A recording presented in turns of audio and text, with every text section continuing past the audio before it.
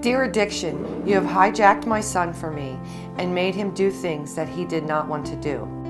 In return, you would have made me do things that are not normal by making me lie to friends and family only for me to hibernate in shame. For me, it was a matter of I needed to be broken down, I needed to be humbled, and I certainly was that day when I was in front of all my neighbors in my driveway with an ambulance standing there taking me to the emergency room.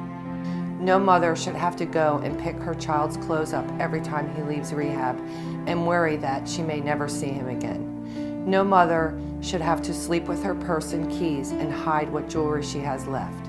But I was raised in an Irish Catholic family that said, take care of your problems and don't tell anybody about these little secrets that you have in your closet. And I ran around for many years in my disease, really not wanting to ask for help and trying to figure it out on my own. So. At that point, I was a one and done. I went to rehab, and I've been sober for almost 10 years, and it has been a beautiful life. I mean, certainly life in recovery is not perfect. We have life shit just like everybody else has life stuff, but we were promised that if we came into AA, we would never have to hurt from drinking again. That was one thing that was for sure, and that is one promise I was given. I have not hurt from alcohol in almost 10 years.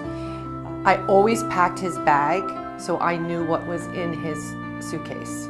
So immediately after I would get the phone call, I would go pick up his luggage, just so I could look through it. And I just remember always getting it home, laying all the clothes out and just like in tears, if he's dead or alive. But I think being in recovery myself and knowing what it did to me, and knowing how I hated to live, and I looked at myself as a black skeleton in the mirror, you can't help but transfer that to your child and think that that's the way that they're feeling as well.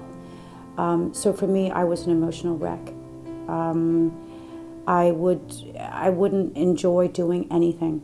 My life had seriously I was paralyzed. I was afraid of my own shadow.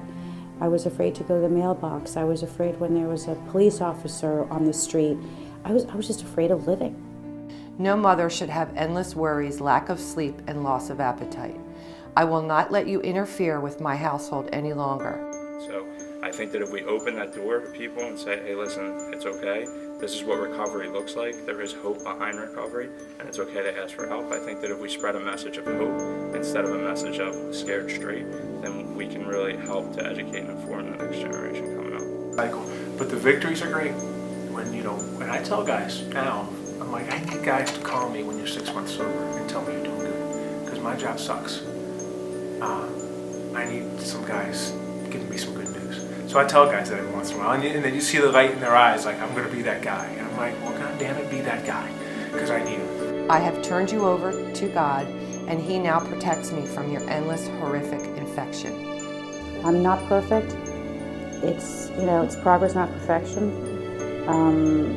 But today I am joyous and free. And what's interesting is that I look forward to coming to these parents support groups. I look forward to coming into these rooms and seeing my friends again. So it came to a point after I had it was probably maybe 4 months that I had been going to the parents group every week.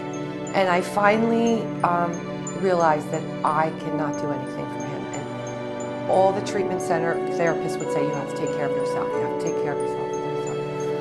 Oh, they're right. Talk about 360-degree turn. I'm it. I now love having my family back and don't ever want to see you creep back in. You will not take away the laughter and security